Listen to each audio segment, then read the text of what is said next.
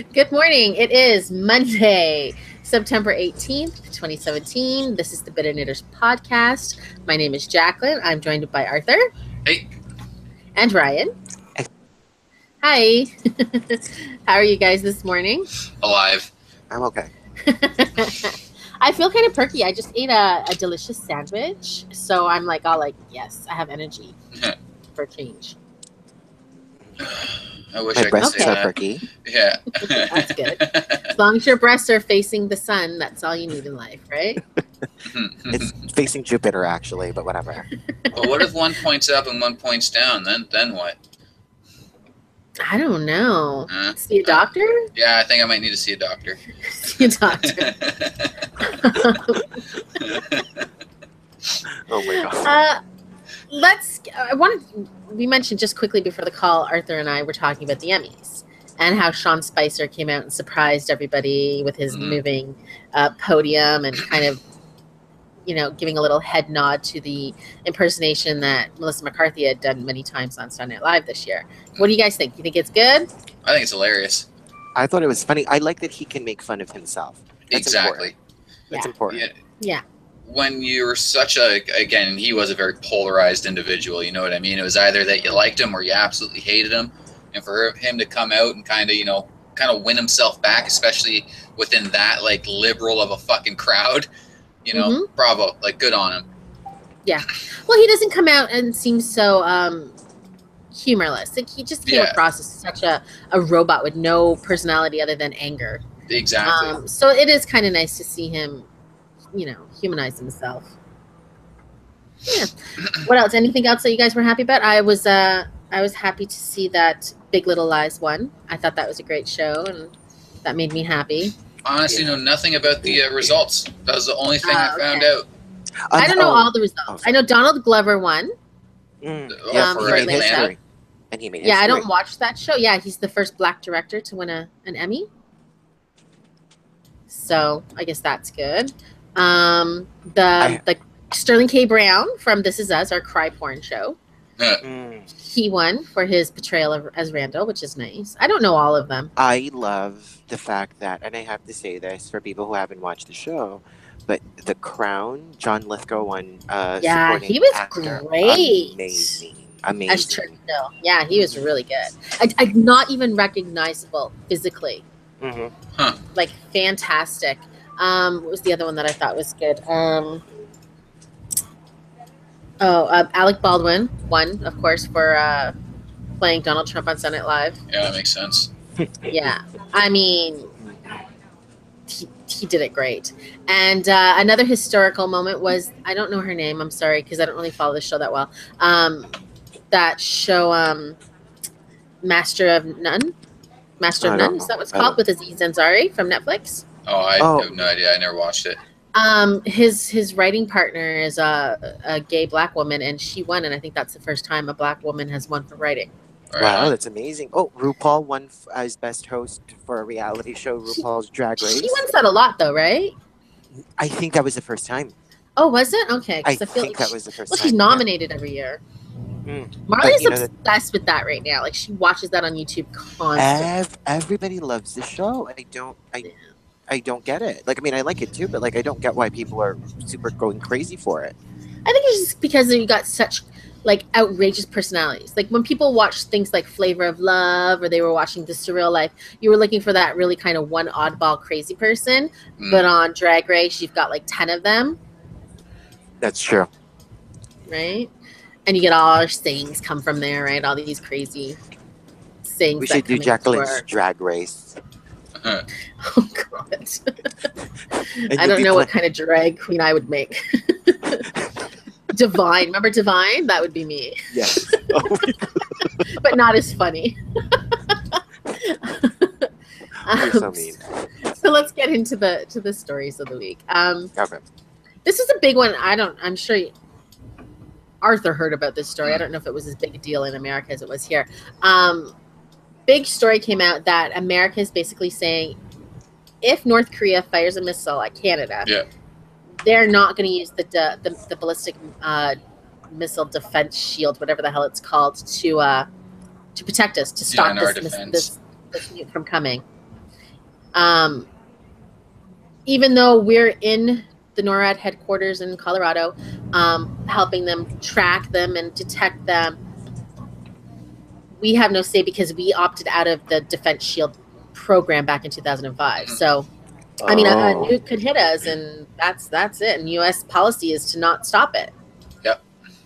We still do have the Brits, though. Like, we are still part of the Commonwealth, so... Well, I mean, I think in most cases, unless it was like, say, 20 missiles coming, I think if it was a one-off coming, I do think NORAD would stop it because they're not going to let Korea get that. No. That quote-unquote win. Yeah. You know what I mean? Well, and that would just bolster his position, you know what I mean? Like, if he could carry out a successful attack, it's not going to end well. It's not. Because it's just gonna embolden him. He's gonna feel like now mass he's king shit. He's faster, right? It's a terrible idea.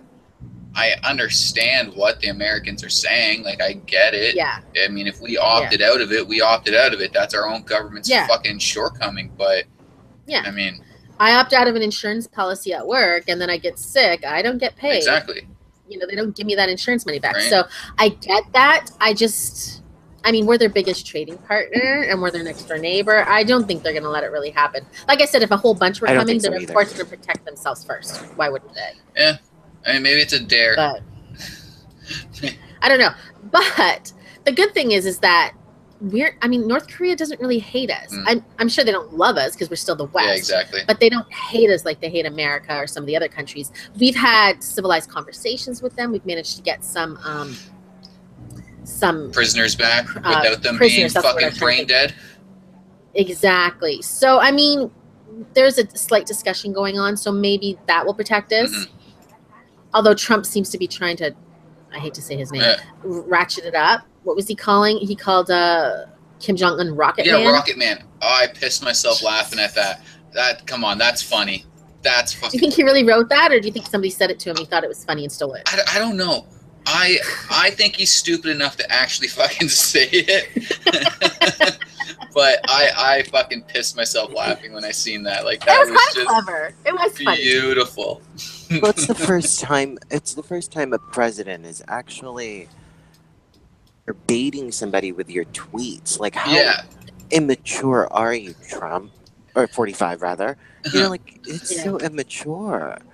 It's like it's like, when are you not gonna be baited by tweets, and when are you not gonna bait people by tweets? Well, like, I don't want to get too much into him, but we kind of expected that. I mean, we remember what he said about Angela Merkel before he was even the nominee, or even running as a nominee. He said she had a horrible face, and she was, you know, like, I mean, there's no such thing as statesmanship with him.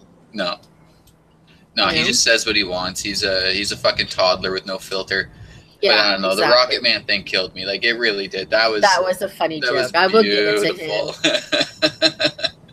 I will give it to him for that. But yeah, I mean, don't get him going. Okay, don't get him going 45, because we don't need a nuclear bomb tested on our country. The thing is, though, the whole North Korea thing, like, there's no way around it. It's going to come to war. That's the only way it's gonna. There's nothing else that can happen. Or the only other option is the rest of us just kind of ignore them. Yeah, but we can't do that. Not in the age that we're in now, with like the UN and the globalization, and us like having to care about everybody else around the world, right? Because if the DRPK decides to go after South Korea, I mean, we can't just ignore that. No, well, that's it. You can't. Well, and we've tried starving them out, right? The only other thing they had left was to put the embargoes on the oil, which they ended up not doing. So they're still getting oil. At some point, if they continue to get more and more aggressive, I think they're going to have to put embargoes on oil and just completely shut down all their machinery. It's messed up, because, I mean, like, what, their only real allies, who? China? And China's not even like best friends. They're kind of like, you know, acquaintances. Yeah. So I don't know, it's a weird situation. Excuse me. Yeah. But I don't know. I mean, we need Dennis Rodman to go there and fix everything. Come on, Rodman. Apparently he's going to. Apparently he's going to there, as on a diplomatic mission to try to smooth things over. You know, I have more faith in Dennis Rodman than I do in Jared Kushner. So yeah, well, I mean, at least then there's a shared love of basketball, right? Which is the reason why. Actually, I want them to send Jared Kushner, and I hope he gets sent to the camps. To the gulags version in the North work Korea. camp. 20 years hard labor. Oh my God, he hasn't even done 1 minute of hard labor. Exactly. I don't know. It's an odd situation. It's not one that's going to be resolved easily. You know, I honestly don't think within 45's presidency we'll get any closer to you know, a resolution. No, it's just going to get worse and worse. Let's hope 2020 has some great people running for the Democrats, because they need somebody really kind of exciting to get behind. I know. Okay. That and two, I was actually hearing a little while ago that apparently Un has a son. He has an heir to, you know, his craziness that we were never really told about, because they're very good at hiding that. Yeah, I think he has 3 kids. Yeah. So. But the newest one was just born like in the summertime. Yeah, so hopefully the same kind of thing happens. I mean, that was the thing I was kind of surprised about with Un, with him being sent to Sweden, I believe it was, for his education and stuff, that he wasn't kind of liberalized, I guess. Like, you know, he wasn't kind of forced to fall in love with, you know, the modern world and, you know, seeing people that eat every fucking day. Yeah. But he probably eats every day and doesn't give a shit about anybody else, right? Yeah, that's fair. Like dictators do. And he probably has access to the internet, and he probably has access to westernized movies and music and culture, while all the other people are, you know, brainwashed and stamped into, you know.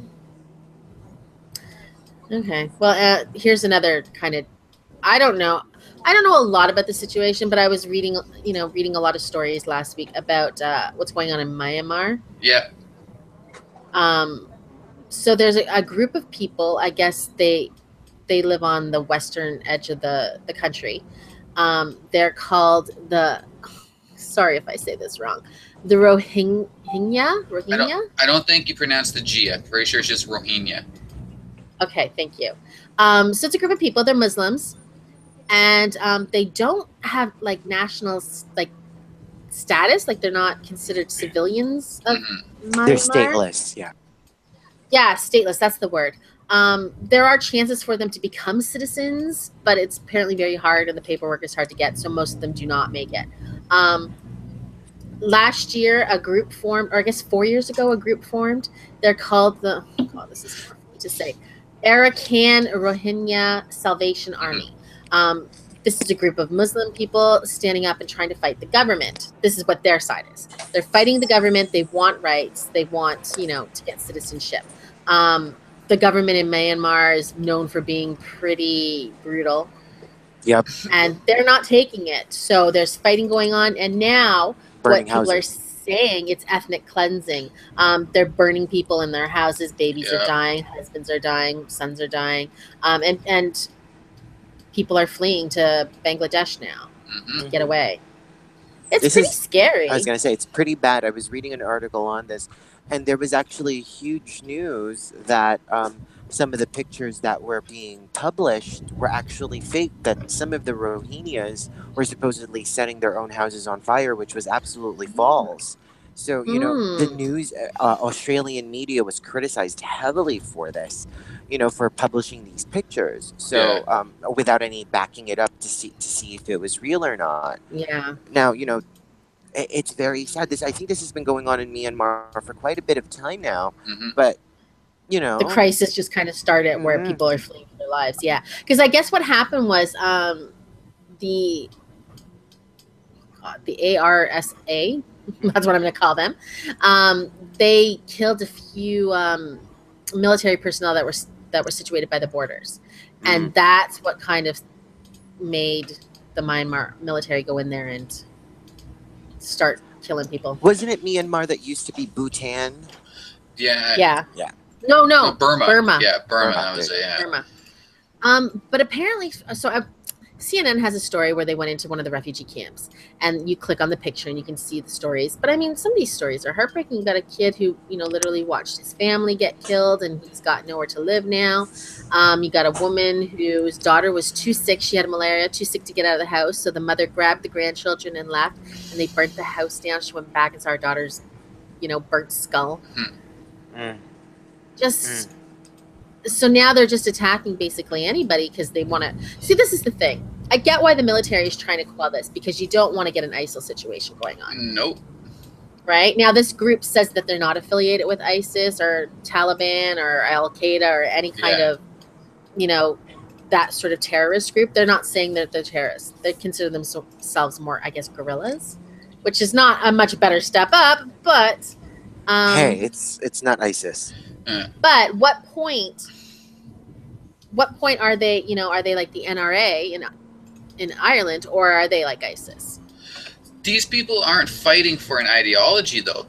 Exactly. That displaced Rohingyas. They're, you know what I mean? They are fighting for their homes. They're fighting for their lives. It's not a religious fucking war. War, yeah.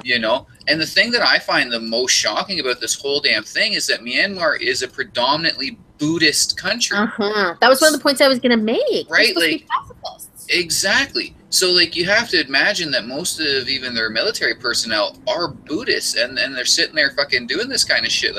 Is that not a huge conflict?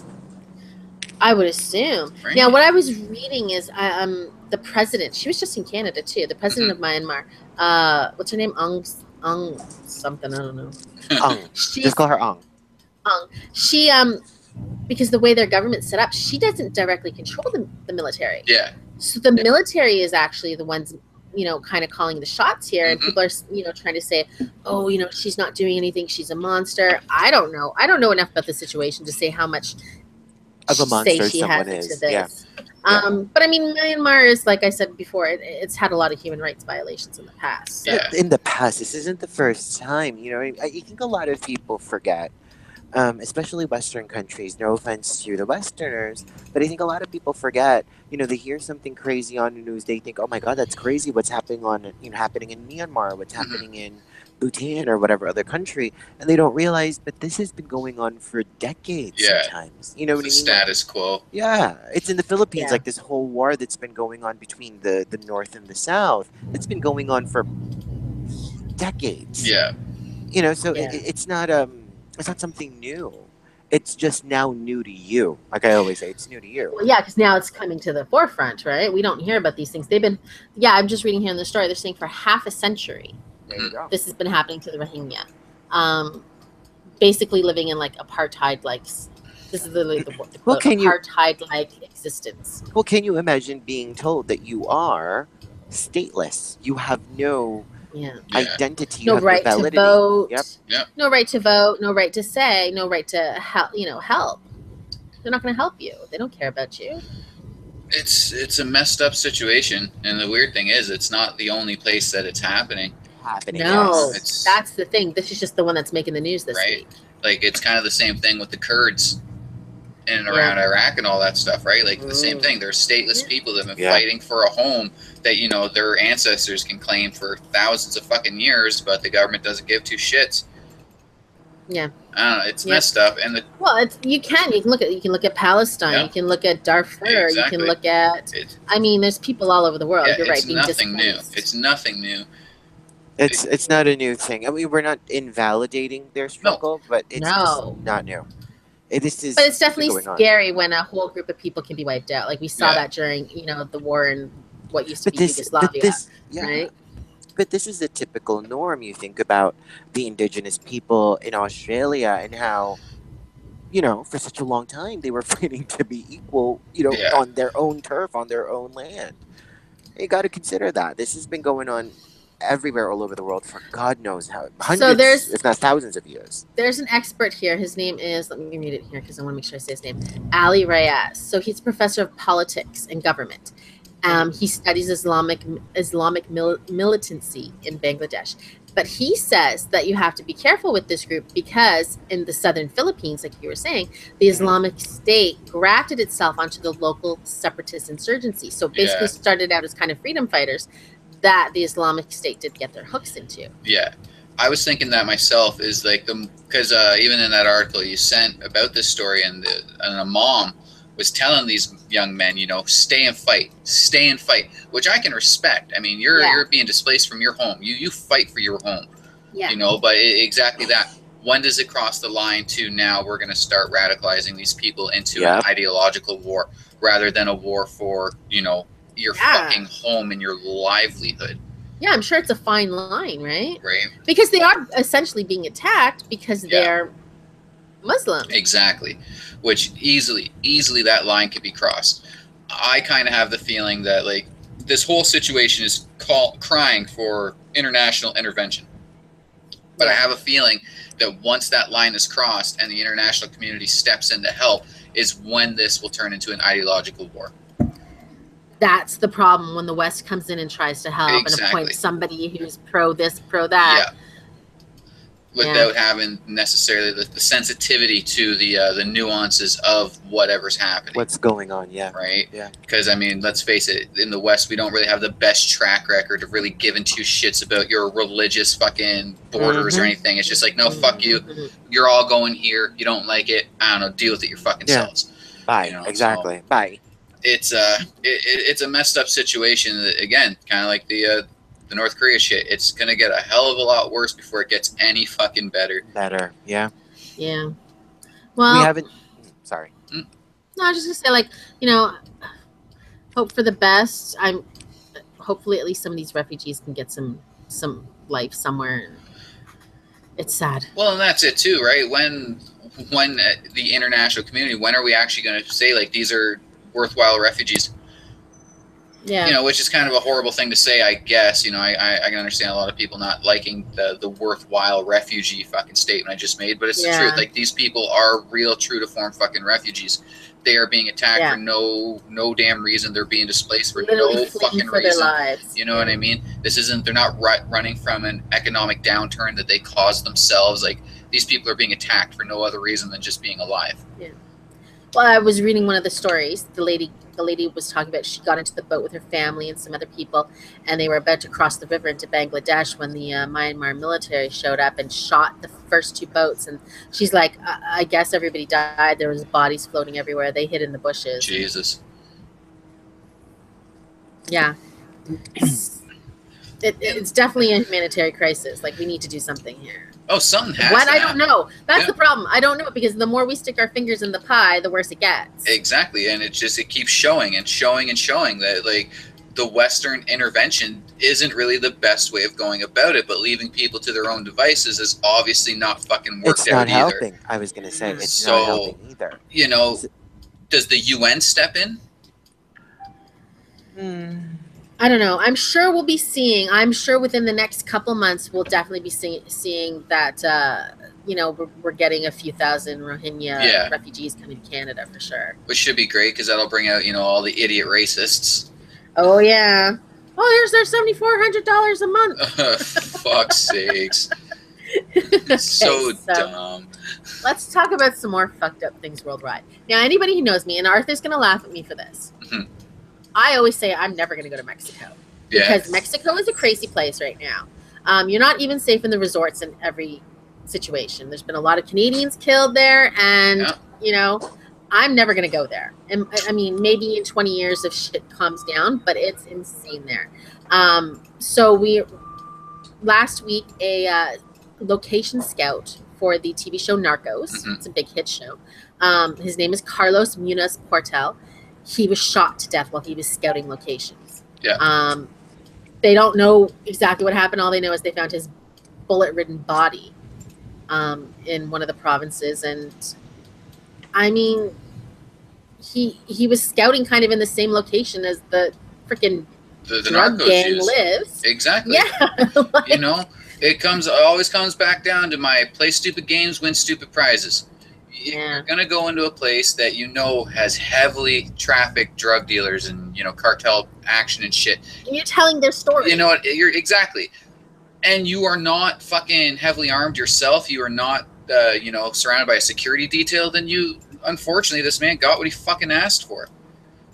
It's no joke. You can't fuck with these fucking people.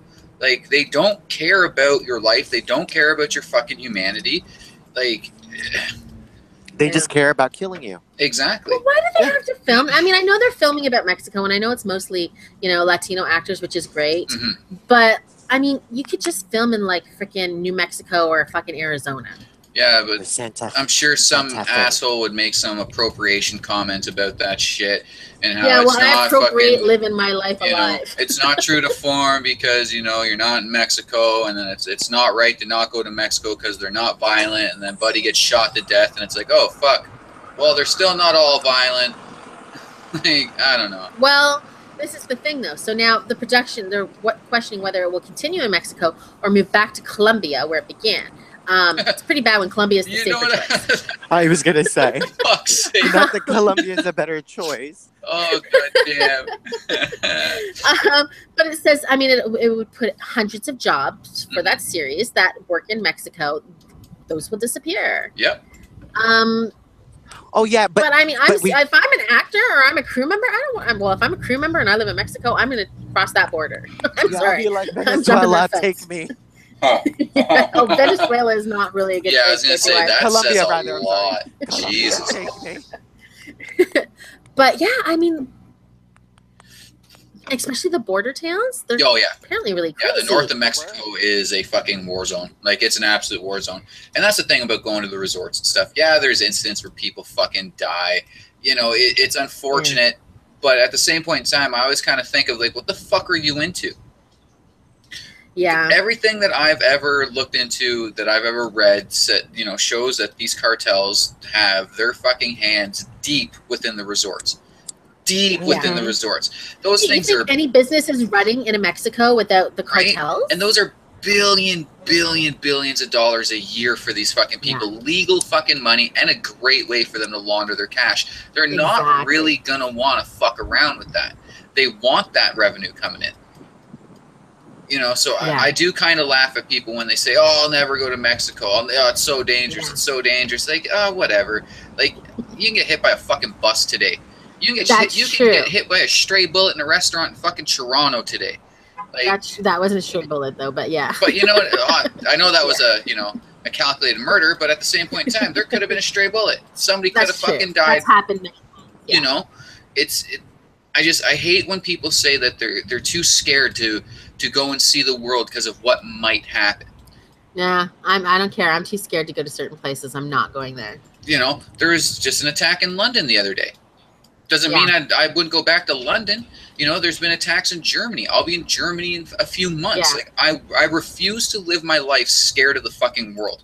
I refuse it. Yeah. As fucked as the world is, I will never live my life that way. And I will always laugh and talk shit to people that do. Yeah. Because, well, that's good. You're brave. And like, no offense. I mean, that's the way you should be. And I'm not saying this towards you, but the people that are scared to fucking leave are always the ones that are saying, "Oh, I wish I could do this. Oh, I wish I could do that." You can. You're just fucking scared. I could, but I'm poor. You are just scared. And that, like, the money thing, that's another fucking story. But you know what? No, my thing is if I want to go, and I don't like the sun anyway, so I really honestly would never go to Mexico to begin with. Mm-hmm. But if I was going to go on a trip, I wouldn't go to Mexico anyway. I'd go somewhere else. I'd go to like Costa Rica, or I'd go to freaking, Dominican or Bermuda or one of those places. And murders I don't really have. Of course they do. And I mean, Costa Rica is even kind of a volatile place right absolutely. Now. But still, I really have zero desire to see Mexico. Oh, I'm with you there. Like, I've looked into trips to Mexico. It's not too appealing for me, but I wouldn't say that I won't go because of what could potentially happen. Yeah. For me, it just doesn't work. It just adds a good reason for me to not go. Yeah, and that's fair. Crazy there. But the problem too is the government there, the police, they don't even investigate the murders of. So you're not even getting justice afterward. Like if I get killed, at least if I get killed in Toronto, the police are going to investigate my murder. Yes. If I get killed in Mexico, no one gives a shit. Well, there was just that story on the news a little while ago about a woman who was essentially raped in the Dominican. And the same thing. The cops didn't really give a shit. They said pretty much to her, if you bring this up, you're the one that's going to get arrested. It's ridiculous. I was in Cuba not that long ago, and I was talking to a person that had that happen to him that fucking week. Wow. what she said was it was a resort worker, 2 resort workers, fucking came into her room over the balcony. Oh my gosh. Yeah, they went to the office and said, we want to call the cops. And they said, if you do that, you will go to jail. That's right? crazy. So you'd think they'd want to protect their money, though. You know what I mean? You would think that, but that to them is protecting their money. But they don't, because they don't want the stories to get out. There it is. Like, the world is fucked. The world is fucked. The cruises, look what's happening on cruise ships, right? In international waters where no one can help you. Exactly. The world's fucked. You're not safe anywhere. No, so, I mean, again, it's just for me. I need a panic room. I'm going to go live in my panic room. Like, I don't know. Obviously, being murdered would suck. You know, for real. I don't really think I'd like to be murdered. But if I'm murdered doing something that I fucking like, you know, traveling, seeing new places, meeting new people, I think it's worth it. You know. Well, maybe this is what this guy thinks. The one that got killed in Hidalgo State, Mexico. He's shooting things or looking for locations. And but again, though, like, you wouldn't catch me in like Juarez, Mexico. That place is a fucking hellhole where fucking hundreds of people are dying every fucking year, like just murdered in the streets. I'm not going there. You're guaranteed gonna die. But I can't see myself not going to the Yucatan. Yeah. I don't know. Yeah, I get it. I'm never going there.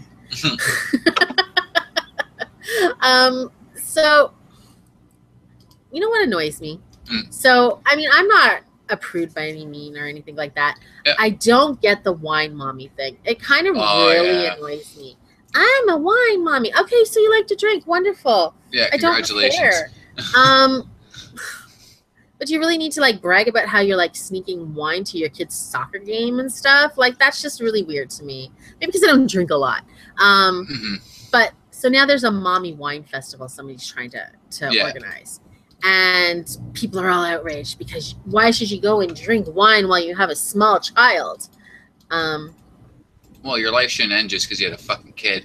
Exactly. And I think if you want to have a drink or freaking turn one on and get, crazy one weekend, why not? As long as you have someone to help you with that baby. Yeah, really though.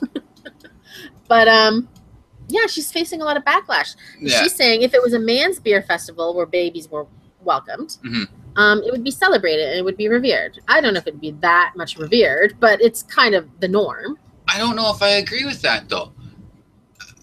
I feel like men, that like we're probably gonna get fucking trashed. Yeah. And I've always looked at women, even socially drinking, like they're a little more put together. You don't really have that fear of them getting like absolutely shit-faced fucking hammered. Usually, especially once you have a baby to look after. Right? Like, for the most part, obviously, that's not a one-size-fits-all kind of statement because there are horrible people out there that just don't give a shit. A lot of messy drunks. So that is what it is. But, no, when I was reading this article, I was like, this makes zero fucking sense to me. Yeah. Like, and especially to compare it to the male side of it. Because, like, if I walk past a street festival with a bunch of women with strollers having a couple glasses of wine, I wouldn't look bad at that. But if I seen a bunch of men with their kids drinking beer, I'm like, holy fuck, like one of these kids is getting dropped today. Yeah, I get your point because we do see that. We see dads all the time holding their babies and drinking a beer or whatnot. And I'm always scared for that kid. Yeah. Yeah. I remember my husband Scott was holding one of your dad's friend Curl. One of their kids, I can't remember, one of the little ones, well, they're grown-ups now. And it was New Year's Eve, and they were drinking, and he dropped the baby, but caught it by its foot literally 1 inch before it hit the ground. Yeah, I mean, you don't hold a baby while you're drinking, at least more than one. Now, like, the other thing they brought up within that article about, like, these women being at risk for postpartum depression and stuff like that. That I guess I can understand. Yes. Like it is fair enough. And I mean, I don't know if there's really any research that says alcohol triggers that. I would have to imagine it would. I mean, alcohol triggers all kinds of emotions. This is the sort of culture, but still you see a lot of women that the minute they have their baby, right? They're like, I'm having a drink. Yeah. They've been waiting 9 months to have a drink. And then even if they're breastfeeding, they just, they dump it. Yeah. They pump it and dump it. So, I mean, people are already waiting to have that baby. We've got a culture that really is kind of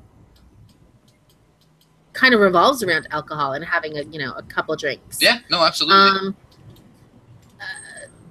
How is it any different just because it's a wine mommy organization? It might even be a little safer because you'd have people there possibly monitoring how much you drink. Yeah, At exactly. home, I could drink 2 bottles of wine, right? If I wanted at this thing, at least you're gonna have smart serve that are gonna make sure you don't drink more than. Yeah, they're not allowed to overserve you, right? So there is that plus, I guess. I don't know, I think it's dumb to even really care about. It's fair, that's 9 months where you have to really change everything you do.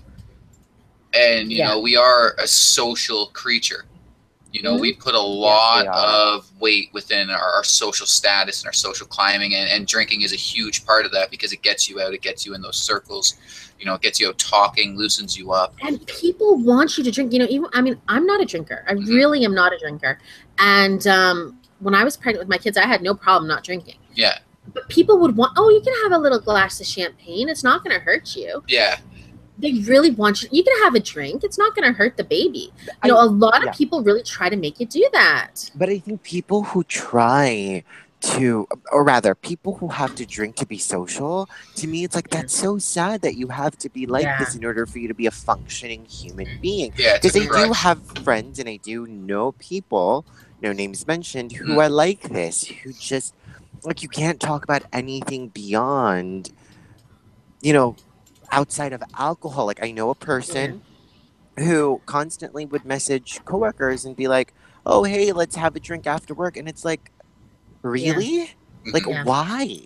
To me, that's like not borderline. That's go have a coffee after work. Yeah. It's like, well, that's the thing. And I see a lot of these BuzzFeed articles that are like all these like contraptions to sneak alcohol into places. Yeah. It blows my mind. Like, I don't need. I mean, if I go to a Blue Jays game, yes, the beer is freaking expensive, $11 or $12 a freaking can. But you should know that. Yeah. But I mean, if I'm going, usually when we go, we just have 2 or 3 each, and that's it. We know you can't afford to get drunk at the game. I can't anyway. I'm not a freaking millionaire. But I can't get the idea of sneaking alcohol into an event. You want to go to the bar, you drink first, and then you have 1 or 2 at the bar. Like, that's what we did when I was a kid. It's called pre-gaming. Is that like a dying culture? It's the same thing. Yeah, I get it. Like, my favorite are my friends who would invite me to an event. They'd be like, oh, let's go to this, art gallery opening, which happened. It's like, oh, there's drinks there. I would go whether there's drinks or not, like, regardless of that, I was gonna go. Oh, you'd have to get me to drink to go to some fucking art gallery. Yeah, that seems really boring. But I get it. I get people that need there's some people that are shy and they need 1 or 2 to loosen them up. Yeah, I get that. But like people that only go places to drink, that is kind of weird, I don't know. The issue with that article is just, it was dumb. Like, the point that the author kept bringing up about, the postpartum and stuff like that.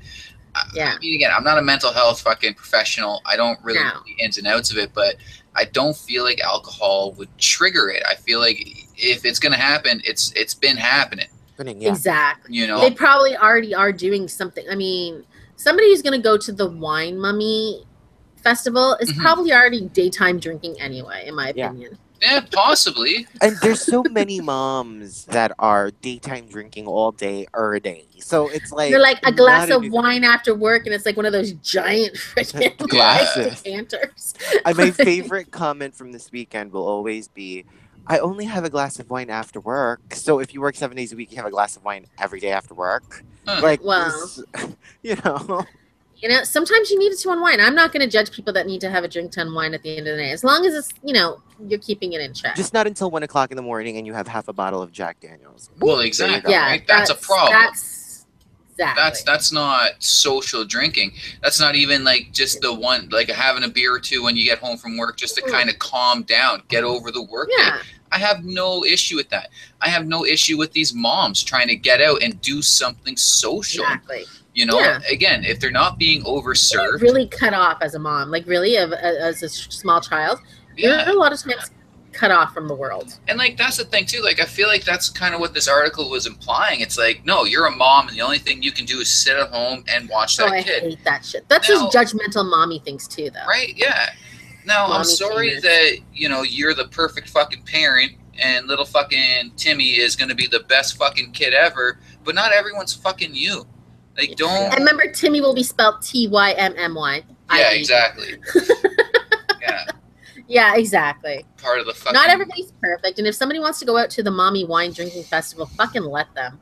Yeah, it's just so funny to me because most of these people that are this judgmental, I mean, within their own raising of their kids don't do no wrong. Their kids are part of that participation trophy fucking generation, you know what I mean? But you think you have the right to sit there and pass this kind of judgment and tell people what's right and wrong within their adult fucking lives? Yeah, exactly. But that is the thing. It's like my parents, they never drunk and drank, and we still came out to be fucked up. So exactly. It's like, exactly. If alcohol is going to be the end all be all when it comes to stuff like that, we're all fucked. Yeah. You know what I'm saying? It's exactly. As long as the mom is fucking not drinking and driving, especially with the babies, and the mom is able to fucking get this shit together and get her kid a meal and change its diaper at the end of the day. Yeah. Then we're good. Yeah, it's just for me, like, alcoholism is taken to an extreme when someone is like cannot function without it. You know what I mean? It's like, for me, I'm addicted to cigarettes. I can't function without a fucking cigarette. I have the shakes, as I call drug, it. Man. Yeah. Huh? The what? I said it's a powerful drug. Yeah. Nicotine. Yeah, it is. Nicotine. But for some people, it's coffee. But having a drink or two to be social, to meet some mommy or what, meet mommy or whatever, that's fine. But it's like, I feel like sometimes people who judge so quickly, it's kind of like, where's your life? Get a fucking life. Well, and that's it. We live in the day and age of just fucking fake outrage. Look, you couldn't do anything right. Do you remember Chrissy Teigen was accused for how she held her baby? She was criticized. She was criticized for going out with her husband on a date night, like when her baby was a month old. People are just looking for something to criticize because I would do that. And I mean, I'm guilty of it myself. I've said things like, I would never do that. I don't publicly shame people. I don't tweet them on Twitter and tell them what a terrible parent they are. But, I mean, none of us are perfect. I know I'm not perfect, and I am kind of a bitch. But, at least you admitted to it. There's a lot of... Yeah, well, I always admit to it. But, yeah, it's... Raise your kid how you fucking want, as long as you're not hurting them physically or mentally. Or like those parents on YouTube, yes. Oh, well, that's mentally strange. But that'll be the claim, though. The claim will be that missing time, that time that mommy was out drinking with her wine club was, it was somehow detrimental to the fucking kid because those are, the informative years or blah, blah, blah, blah, blah. Because, again, we live in the age of fucking fake outrage where you need to be offended and outraged by something or else you have no validity to this fucking world. Go be outraged by people that aren't feeding their kids bone broth or some shit like that. Bone broth. Bone broth. I don't know. Probably some sort Gwyneth of Paltrow soup bullshit. Made with bones. Isn't that how all soup is made? Oh, I don't know. I don't fuck with that. Anyway, let's talk about another messy little situation. James Wood. Oh yeah. So last week, James Wood made a tweet, talking about the movie called Call Me by Your Name. It's a story about a 24-year-old man who falls in love with a 17-year-old boy. I'm going to say boy because 17 is still a child in my mind. In Italy. I guess it's still legal. But he says in his tweet, quote, as they quietly chip away at the last barriers of decency, #NAMBLA. So NAMBLA, if anybody doesn't know, is National American Man-Boy Love Association, right? Isn't that what it's just for? North American. It's basically man-boy. Yeah. But what I loved was Armie Hammer, who was the star of the movie, came back with, didn't you date a 19-year-old when you were 60? And he did. He absolutely did. He dated Kristen Bauges when she was 20 years old, and he was 66. But the next part, I mean, this is a whole best thing. Holly Marie Combs, whatever her name is, she came back to Armie Hammer and she said, you mean the one that was his friend's daughter that he knew since she was a child? Yeah, that's a little messed up. Oh my God. That's a little messed up. That's a mic drop moment. And then comes an actress I never really cared for. I didn't hate her. She's kind of there. but she's currently becoming one of my favorite, tweeters. She said, James Woods once tried to pick me and my friend up at a restaurant. He wanted to take us to Vegas. Quote, I'm 16, I said. He said, even better. He then called her a liar. Who was He said the first is illegal. Amber Tamblyn, she was in, you know who that is, right? Yeah. She was in the Girl Traveling Pants Sisterhood. Yeah. He says this was his thing. The first is illegal. The second is a lie. So then she took a screen cap where she talked to her friend Billy, who was with her at the time, and said, hey, do you remember this? And she's like, oh, yeah, I totally remember that. She wrote an article about it, about him, picking her up and stuff. He's not responded since. But a lot of women are coming forward and talking about when James Wood hit on them as teenagers in Los Angeles and stuff. So what do we think? Does he have any kind of place to comment? Whether he thinks it's valid or not, does he have a place to comment when he's also a fucking pedophile? No. And does 16 make you a pedophile? Yes. Okay, good. Okay. It creeps me out. And I'm not the kind of person that should say you shouldn't date somebody if you love them. But I'm sorry, when you're 66 and you're dating a 20-year-old, that's just gross. Yeah, it's gross, but it's legal. It is legal, but it's gross. It's gross as shit. I think it's more gross on her behalf. Yes. But at the same point in time, it is legal. You can't really talk much shit about it. Like it's fucking legal. I look at it kind of, to me it's more disgusting on the girl's behalf. Yeah. Now, do you believe Amber Tamblyn? Do you think that he tried to pick her up when she was 16 and he knew her age and everything? I don't doubt it. I mean, this happened in LA, I'm presuming? Yeah. Okay, so here's the issue with that. American fucking teenagers look like goddamn adults. True. They look like fucking adults. It's insane. And I've been saying this for years, when I was a teenager and there was that stupid show on MTV, The Hills. Yeah. And we were the same age. And I'm looking at these kids going, I don't look like I'm 30. Yeah. Like, how does this guy who's my age, we're fucking 17 years old, look like a full-grown 30-year-old fucking man when I still look like a teenager? Now him knowing her age at that point, that's fucking disgusting. That is wrong. It's illegal. But, I mean, I kind of would understand why somebody might hit on fucking teenagers in that area. In certain cases. Now, I will say about Amber Tamblyn, to me, even still, she doesn't look 30 years old. Yeah. She definitely has a kid face. Okay. I don't know. What do you think, Ryan? She looks young. If Ryan's still here, has he gone to work? She just, and I mean, even when she first came out, because I remember the first time I saw her was in Joan of Arcadia. Okay. She has a young person face. Kind of like Selena Gomez. Okay. Got that toddler face look. Yeah. So I don't know. It's just it's gross. It's so creepy. Like, it's creepy and gross. However the fuck you look at it, like it is. Like you're a full grown ass man. Like you shouldn't be trying to realistically prey on fucking children. Exactly. And he is a creeper. I think this is absolutely true. I can remember being like 12 years old and walking down the street and I mean, I was not anywhere the kind of person that was a sexy teenager. Mm-hmm.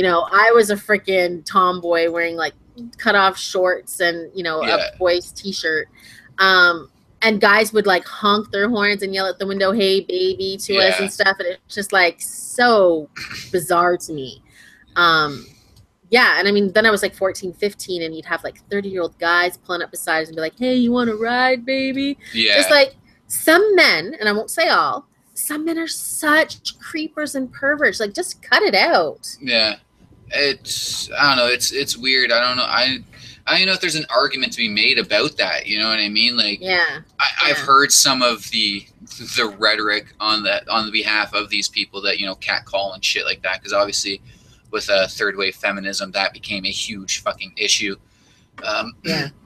And it kind of does make sense from like an evolutionary standpoint, I guess. Like, women are the most healthy, most fertile between like fucking 13 and 16. So, we've evolved in that kind of manner, but we're a society with fucking rules and we're supposed to be above that shit. Yeah. Well, and I mean, we're to the point where we're not just acting on our basic hormones. Exactly. Instincts, it's not just about mating and procreating anymore. Yeah. So it's, but yeah, no, and it's just uncomfortable. You know what? I'm sure there's some women that enjoy being catcalled. I'm not one of them. I mean, I haven't been catcalled for years, but I mean, when I was a young girl, I would tell you it always made me feel very uncomfortable, and I did not feel flattered at all. Yeah. I don't do that kind of shit. Like, I've never really seen the point in it. No, you don't seem that kind of guy. It's cringy as shit to me. Like, because I always come back to the whole thing, like, how do you expect that to work? Like, do you expect this chick to be like, oh my god, this guy called me beautiful, let me drop my pants for him right quick, we're gonna go bang in this alleyway, like, fuck out of here. Nice ass, baby. Yeah. Like, oh, really? Thanks. Yeah, you know, like, I'm sure there's some insecure fucking idiot out there that would appreciate it, but to me, it's just cringy as all hell. Yeah. Well, I mean, it's involved to the girls that are now on Facebook and Instagram that are, you know, doing their titty pics and all that stuff. Well, right? and there's that as well, right? Like, as stupid as a thing as this is, and obviously I believe that everyone should have the right to dress and fucking do pretty much whatever the fuck they want. You do kind of lead on these pervier fucking men doing that kind of shit. I don't believe that's fucking right, but it is a fact of it. You know, you're gonna get these fucking men that are just like, oh, well, you know, if she doesn't value herself like that, or she looks at herself as a sexualized being, then I'm allowed to fucking, you know, sexualize this girl. Yeah, I have a Facebook friend, and she took a photo of herself, and she wasn't wearing. I mean, it was a little bit low cut, but very tight jeans, and she has a very voluptuous booty. And the comments that came afterward were pretty inappropriate. These are people that were her Facebook friends, so I assume she knows them in some capacity. And she shut it down. But I kind of thought to myself too, like, if you don't want it, you know what I mean? You have to think about it. I took a picture of myself, and I thought I had too much cleavage for Facebook because I didn't want to look like one of those desperate women showing off their cleavage. I cropped that shit out because I didn't want to be that person, you know? It's such a weird little gray area, especially within regards to that, like the whole social media whoring. Because there's no other way to fucking put it. Like, it is kind of whoring yourself out on social media. And that's not just, like, towards women. That's towards men as well. You can see men doing it. But it's how do you differentiate from the girls that are, or just the people in general that are searching for validation through these, you know, sexualized posts, to the people that are just in a bathing suit at the beach that want to post that picture? Yeah. Well, that was it. I just took a picture, and I'm not the kind of person. I mean, I'll wear a shirt that's a little cut and show off my boobs. I don't care.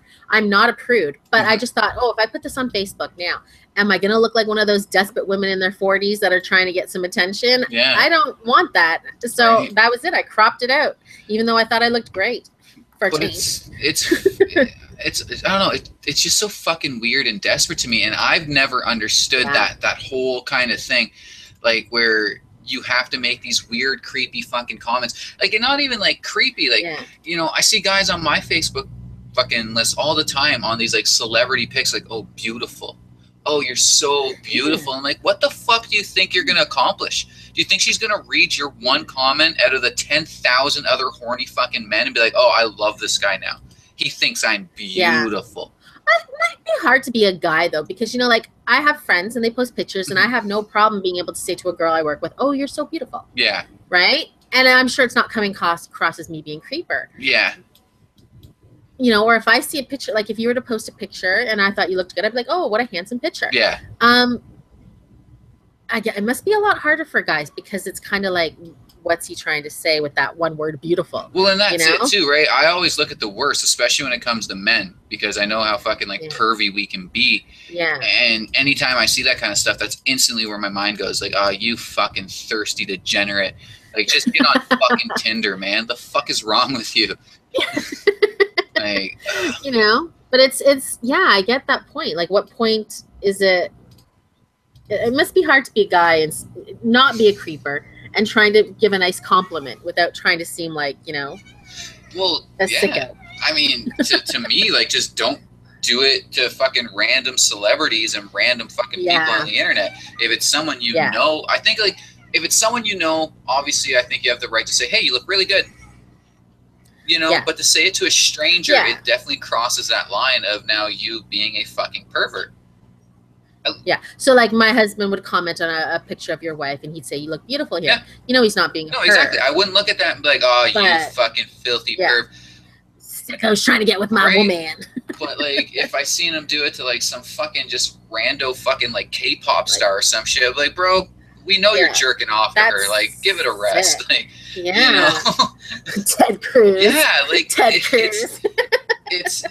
It's such a weird thing, and again, I don't believe that just because a woman wants to dress sexy or show off like some cleavage or like the fucking undercup of her ass, that any man has the right to fucking, you know, to sexualize her in a public fucking way like that.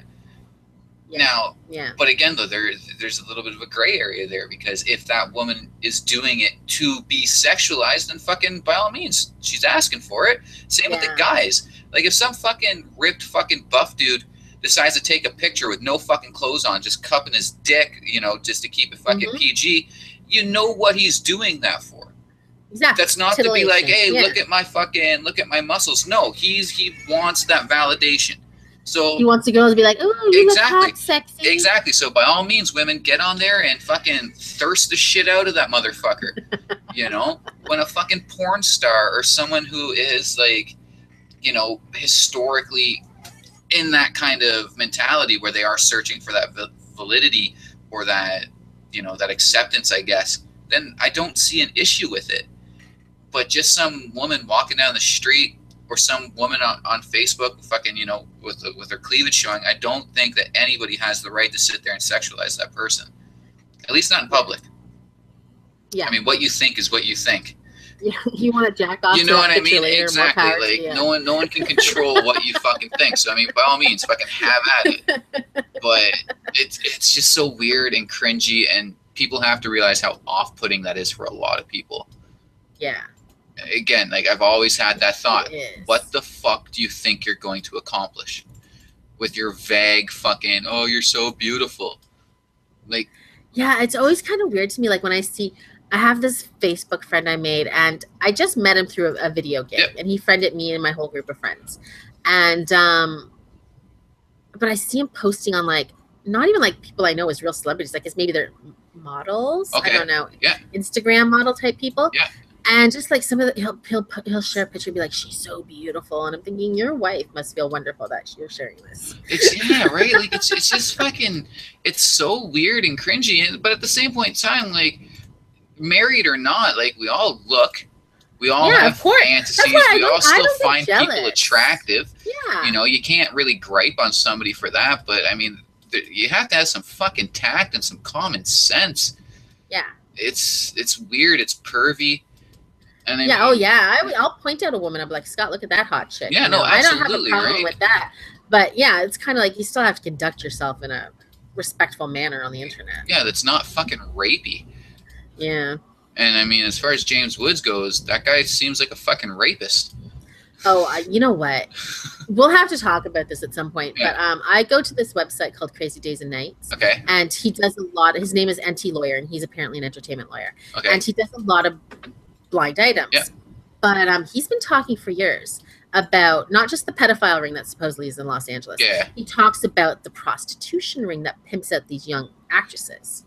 And how they go to the yachts in the Mediterranean for the summer. So most of the time when you see these girls on the yachts in the summer, that's what they're doing. That's not a surprise to me at all. And I honestly don't think I'd ever need someone to tell me that. I think just with two eyes and, you know, a kind of an understanding of how people work, you could you know, figure that one out for yourself.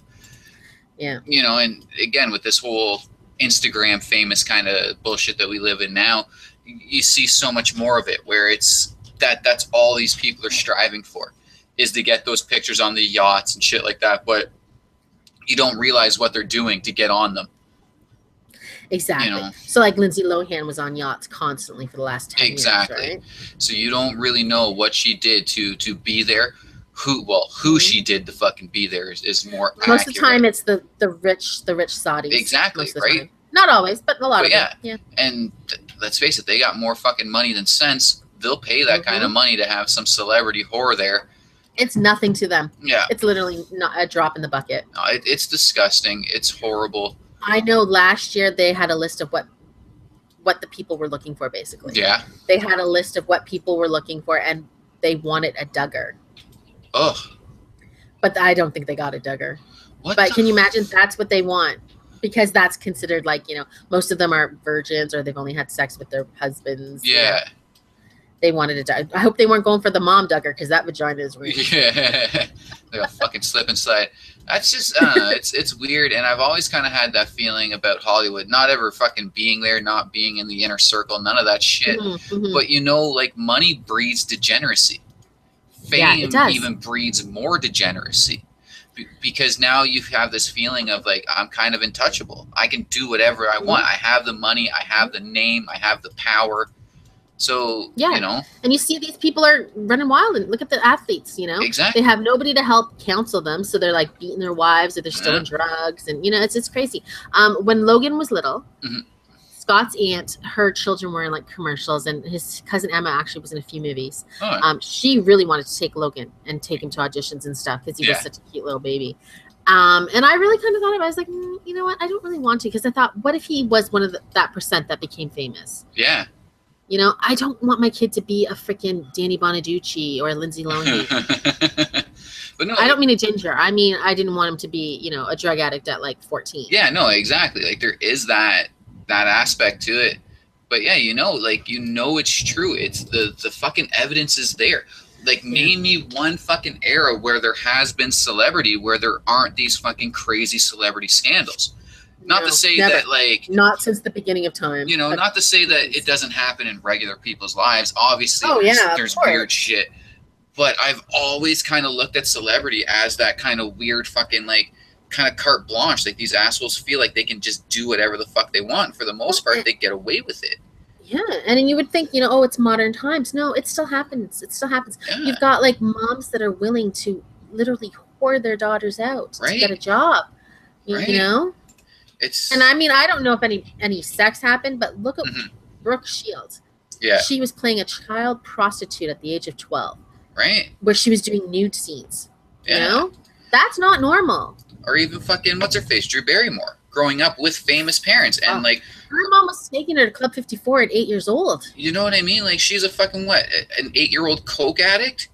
Yeah. You know what I mean? Like, can you imagine who let a fucking 8-year-old have coke? What the fuck? Yeah, like that's fucked up. I don't know. I have a weird problem with celebrity. I really do. Yeah. It's for one thing, it's like the most coveted thing in the U.S. And I noticed this when I was young, that like that's all they want. They want to be fame. They want that fame. They crave fame, and just how obsessed they are with it. Like the amount of stalkers. And just, I don't know, it's fucked up to me. See, I would never want to be famous.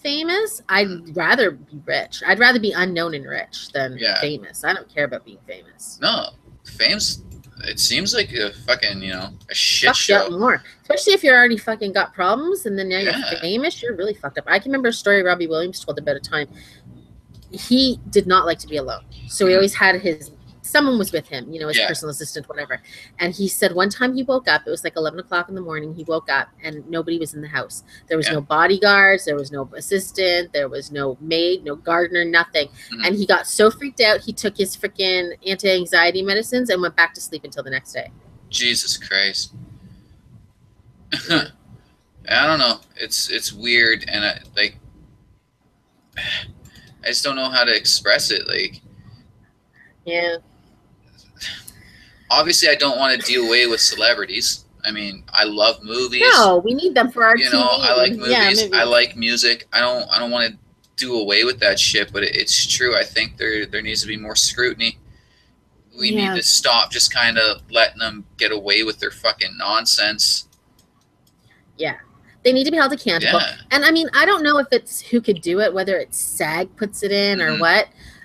Or the union, but maybe they need to have some people there for some sort of, you know, counseling, especially for the young kids. I think, you know, how they protect them. They can't work nights. They can't work more than this many hours. They have to have teachers on set. Maybe they need to start having some, like, I don't know if you want to call it a social worker or a guidance counselor or what. Somebody else needs to be on set and maybe help lead the way. And, like, you know, kind of back to the James Woods thing, like, if they hear something like that, because I can't imagine that was like the Cosby thing, where, you know, it took a long time for that to come to light. I mean, I'm assuming this chick would have been 16 within the last 10 10 years, 15 years. Yeah, 10, 15 years. You know, it's not like rape accusations or even like that kind of shit. I guess I don't know if that'd be considered a rape accusation, but they've been taken fairly serious for a long time now. You know, it's not like this is 1970s. So come forward with this shit. Like, well, she kind of does address that when people say that. She's like, you know what? She wasn't known. She wasn't discovered at the time. She was a working actress. Yeah. Right. So she felt she had no power at the time then. And then even then she said, as she was coming through Hollywood, she felt like she had no power to speak up in most cases. Right. Casting directors in general, production people. She didn't feel like she had the power. Now that she's a woman, she's married, she has children, now she has a voice. But I can see why a lot of women don't speak up, because do you want the job? Do you want to be blacklisted forever? I get that, I guess. But I mean, what's more important, your fucking career or allowing rapists and fucking degenerates this free will? Because they're gonna know that this is how you're thinking. They're gonna know that they can now get away with more of this shit, because if they just prey on someone with within the exact same parameters, then they can get away with the same fucking bullshit. That's why they have for fucking 100 years since you know Hollywood started. Yeah, like it's messed up. It's so fucked up to me that we were ever at a point where we were, you know, not believing this shit, or just kind of saying that, like, oh well, if you come forward with this, you know, you'll probably never work in this city. Well, you know, I'm pretty sure my fucking safety and the safety of others is a little more fucking paramount than having a job. Yeah, but you know what fame is like? It's not. People want fame more than they want. And there it is, right? And that comes back to what I was saying earlier about their unhealthy obsession with fucking celebrity. Yeah. Where, like, okay, you rape my daughter, cool. Does she get the fucking the part? Exactly. Or, you know what? Oh, I know that so-and-so is taking the young girl into his trailer. Yeah. But he's the biggest star in Hollywood, so we're not going to say anything because he's got money. Yeah, exactly. And I mean, it's been hush-hush for years and years in all these places. Yeah. It's messed up. That's why I like that these kind of things are coming to the forefront, because I do like this scandal. Yeah, no, absolutely. Like, these people need to be held accountable. They need to be held accountable. It's disgusting. Bill Maher, I remember when the Cosby thing started to break, Bill Maher said that he'd been told way back in the early 80s by a friend that he 100% believed in, you know, completely. She told him that this had happened to her. So he's like, that's why I've never been a Bill Cosby fan since the 80s. So. Yeah. Well, that's great. Why couldn't he have said something? Why couldn't he have come forward then? Exactly. You know, but why couldn't he have... He's just, I mean, in the real world, that would be considered hearsay. Right? Yeah, no, and that's fair. Like, I don't believe anybody should be charged on fucking words. Like, you need evidence. Like, I'm not one of those fucking people. But at the same point in time, I mean, he could have at least stood there in solidarity with her. Well, that's why I don't remember his name, but there was the black comic. Mm-hmm. He's the one who kind of brought it to the forefront, talking about it. And he talked about it previously, but it didn't really get much coverage at the time. It was Ari Spears? I don't think it was him. No? It was somebody I didn't know well, I think. I don't know. We'll have to look it up. For some reason, I'm picturing Ari Spears, but I can't say that I'm like that familiar with that shit. But I just, again, I feel like there's not a lot of accountability for these celebrities, that they are just allowed to run wild, to do whatever the fuck they want. And I'm not. See that stuff coming out about Louis C.K. this last week with that Tig Notaro? No. Apparently, he's known in the comedy circuits as going into the dressing rooms of other female comics and taking his dick out and masturbating. Really? And she kind of called him out on it, and he's never spoken up about it. But he made a short film that apparently it's kind of like him or Woody Allen and a comic being accused of these things without any quote unquote proof. Oh shit! I never would have pegged him as a fucking deviant. Google it and look at it. I was reading it last week. It's kind of skeevy, and it does kind of seem believable, because I really don't trust most of these celebrity guys. Like, when I hear a story about them, I'm kind of like, yeah, he did it. Yeah, that's fair. But even that, though, like, you can't really say that. Again, I need the proof. I need the evidence. I can't just go off my feelings. But, like, that's fucked up. I never would have pegged Louis C.K. as a straight degenerate like that. That actually kind of upsets me. I like fucking Louis C.K. Well, read it and see. You might not believe it, but check it out after the show ends. And anyway, I guess we'll end on that happy note. Yay! We'll see you Wednesday. Thanks for listening. Have a good day, Arthur. Yeah, you too.